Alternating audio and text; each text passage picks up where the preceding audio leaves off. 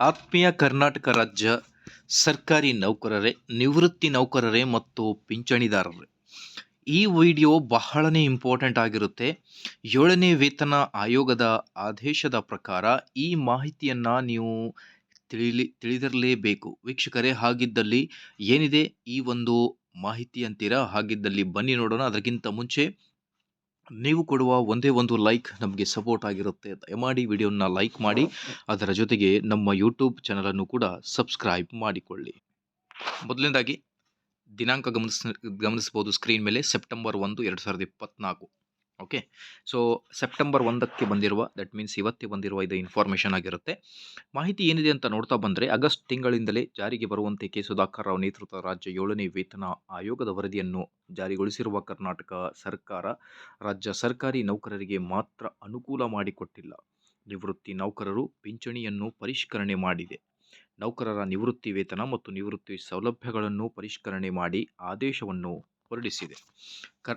ಕರ್ನಾಟಕ ರಾಜ್ಯಪಾಲರ ಆದೇಶದ ಅನುಸಾರ ಮತ್ತು ಅವರ ಹೆಸರಿನಲ್ಲಿ ಆದೇಶ ಹೊರಡಿಸಿರುವ ಡಾಕ್ಟರ್ ರೇಜು ಎಂ.ಟಿ. ಸರ್ಕಾರದ ಕಾರ್ಯದರ್ಶಿ, ಆರ್ಥಿಕ ಇಲಾಖೆ, ಪರಿವರ್ತನೆ ನಿವೃತ್ತಿ ವೇತನದ ಪ್ರಕರಣಗಳಲ್ಲಿ ಪಿಂಚಣಿಯನ್ನು ಪೂರ್ವಸ್ಥಿತಿಗೆ ತರುವುದು, ಜಾರಿಗೆ ಬರುವ ದಿನಾಂಕದ ಕುರಿತು ಆದೇಶದಲ್ಲಿ ನಿಯಮಾವಳಿ ಮಾರ್ಗಸೂಚಿಗಳನ್ನು ತಿಳಿಸಿದ್ದಾರೆ. ಪರಿವರ್ತಿತ ನಿವೃತ್ತಿ ವೇತನದ ಪ್ರಕರಣ. ಆದೇಶದಲ್ಲಿ ಪರಿವರ್ತಿತ ನಿವೃತ್ತಿ ವೇತನದ ಪ್ರಕರಣಗಳಲ್ಲಿ ಪಿಂಚಣಿಯನ್ನು ಪೂರ್ವಸ್ಥಿತಿಗೆ ತರುವುದು ಎಂದು ಆದೇಶಿಸಲಾಗಿದೆ. ಕರ್ನಾಟಕ ನಾಗರಿಕ ಸೇವಾ ನಿಯಮಾವಳಿಗಳ ನಿಯಮ 376ರ ಅಡಿ ಸರ್ಕಾರಿ ನೌಕರನು ತನ್ನ ನಿವೃತ್ತಿ ವೇತನದ ಒಂದು ಭಾಗವನ್ನು ಪರಿವರ್ತಿಸಿಕೊಂಡಿದ್ದ ಪಕ್ಷದಲ್ಲಿ ಪರಿವರ್ತಿಸಲಾದ ದಿನಾಂಕದಿಂದ 15 ವರ್ಷಗಳ ನಂತರ ಅವನ ನಿವೃತ್ತಿ ವೇತನವನ್ನು ಪೂರ್ವಸ್ಥಿತಿಗೆ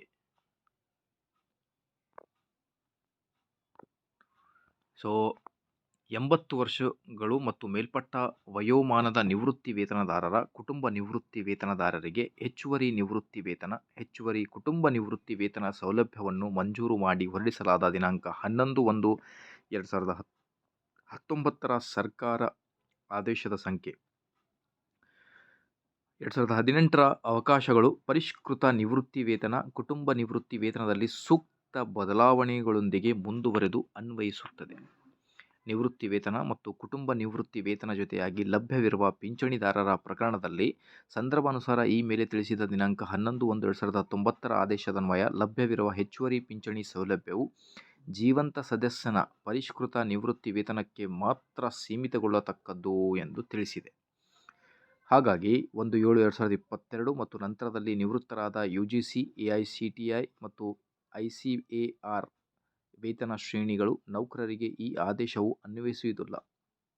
ಈ ಸಂಬಂಧ ಪ್ರತ್ಯೇಕ ಆದೇಶಗಳನ್ನು ಹೊರಡಿಸಲಾಗುವುದು. NJPC ವೇತನ ಶ್ರೇಣಿಗಳ ಕಾರ್ಯನಿರತ ಮತ್ತು ನಿವೃತ್ತಿ ನ್ಯಾಯಾಂಗ ಅಧಿಕಾರಿಗಳಿಗೆ ಈ ಆದೇಶವು ಅನ್ವಯಿಸುವುದಿಲ್ಲ ಎಂದು ಆದೇಶ ತಿಳಿಸಿದೆ. ಜಾರಿಗೆ ಬರುವ ದಿನಾಂಕ 1/7/2022ರಿಂದ ಜಾರಿಗೆ ಬರುತ್ತೆ. ಅದು ತಮಗೂ ಕೂಡ ಗೊತ್ತಿದೆ, ಆಗಸ್ಟ್ 1ರಿಂದ ಅದು ಅನ್ವಯವಾಗಲಿದೆ. ಸೊ ಹಾಗಾಗಿ ಈ ಒಂದು ಇನ್ಫಾರ್ಮೇಷನ್ ಸ್ಕ್ರೀನ್ ಮೇಲೆ ಗಮನಿಸ್ತಿರ್ಬೋದು ನೀವು.